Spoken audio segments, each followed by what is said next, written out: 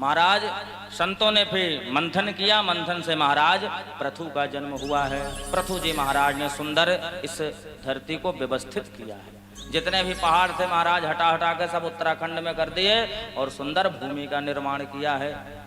उपजाऊ भूमि, राजा ने इतना अत्याचार किया, इस भूमि ने सब कुछ छुपा लिया अपने गर्भ में, यहां तक कि अन्न भी देना नहीं स्वीकार किया, मना कर दिया। बड़े बड़े पृथु जी महाराज ने यज्ञ किए, यज्ञ से बहुत महाराज पुण्य मिला, सारी प्रजा सुख से रह रही है।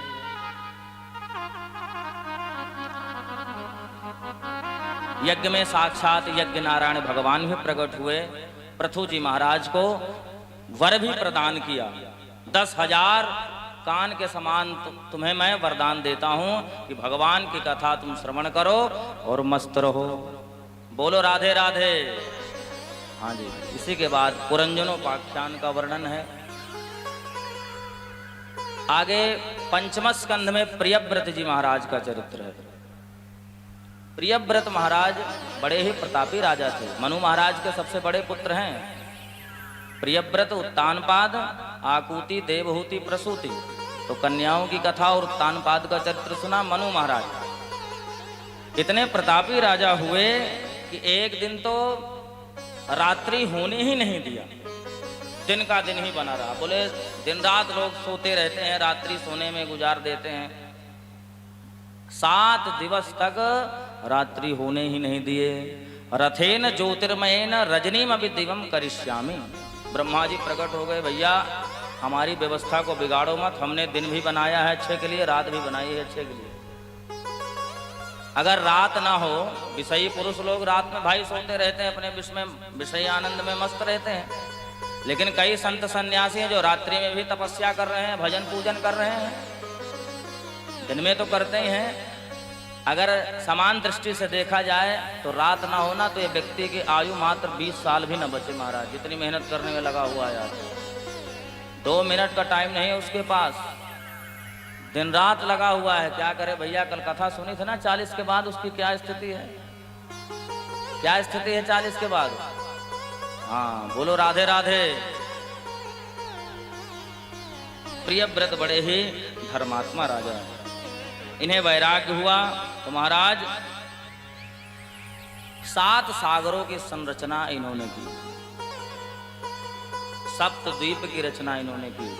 सबसे पहला द्वीप है जम्बू द्वीप, जिसके अधिपति बने महाराज आग्नेय। आग्नेय के 9 बेटा हुए, जिन्होंने पूर्वचिति अप्सरा से विवाह किया, और उन्हीं से महाराज जम्बूद्वीप 9 खंड हुए। उनमें से जो जम्बूद्वीप है उनका बंटवारा हुआ, जम्बूद्वीप ही मेन रहा। हम लोग जम्बूद्वीप में हैं, संकल्प हम लोग पढ़ते हैं ना, तो हम लोग जम्बूद्वीप में ही हैं। अजनाभ खंड इसका नाम हुआ, जिसके अधिपति बने महाराज नाभि। मेरु देवी से इनका विवाह हुआ। इन्हीं के वंश में आगे नाभि पुत्र श्री ऋषभदेव जी महाराज का प्रादुर्भाव हुआ है। बोलो ऋषभदेव भगवान की जय। ऋषभदेव से महाराज इंद्र की पुत्री जयंती का विवाह है। और तीसरे भरत, आप सब लोग जानते हैं, कैकेयी। 3 भरत संसार में हुआ। आप सब लोगों ने कथा सुनी है, 3 जन्म महाराज भरत जी के बीत गए हैं, भजन नहीं कर पाए। पहले जन्म में वैराग्य हुआ, गंडकी नदी क्षेत्र में गए हैं, तपस्या कर रहे हैं, अर्घ दे रहे थे। एक मृगी गर्भवती महाराज पार कर रहे थे, तो उस मृगी का गर्भगत जो शिशु था वो उस गंडकी नदी में प्रवाहित होने लगा। सूर्य भगवान को अर्घ दे रहे थे, छोड़ करके उस मृग को बचाने के लिए चले गए। मृग शावक जो पुत्र था उसका बच्चा, उसको बचाने के लिए चले गए, ले आए। अब उस मृगी में ही फंस गए। कहाँ भजन करने गए और उस मृगी में ही फंस गए। उस मृगी का जो बच्चा था उससे इतना प्रेम लाड करने लगे, इतना प्रेम लाड करने लगे कि बस भजन पूजन में बैठते हैं तो उसको अपने पास बैठाते हैं कि बड़ा प्यारा बच्चा है। मन उनका भजन में नहीं, उस बच्चे से ही लग गया। जब महाराज उसका शरीर छूटा तो उसकी याद में मरे, तो दूसरे जन्म में भी मृग बने।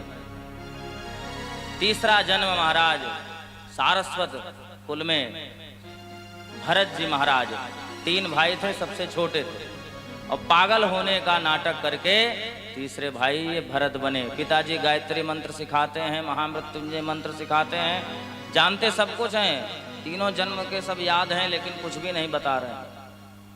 कहते हैं पागल ही रहना, क्योंकि पागल रहते हुए भजन करूंगा, अब मैं ऐसे भजन नहीं करूंगा। तो घर छोड़ देते हैं। भाभियों के, महाराज 2-2 भाभियां थी, परेशान करती थी, भोजन नहीं टाइम से देती थी, हर समय खेत पे रहते थे। तो एक दिन इतना बैराग हुआ, बोले छोड़ो सब, घर जंजाल, घर छोड़ करके चले गए। घर छोड़ करके गए महाराज, तो रास्ते में जा रहे थे, इधर एक भद्रकाली का मंदिर था। उस भद्रकाली मंदिर में कुछ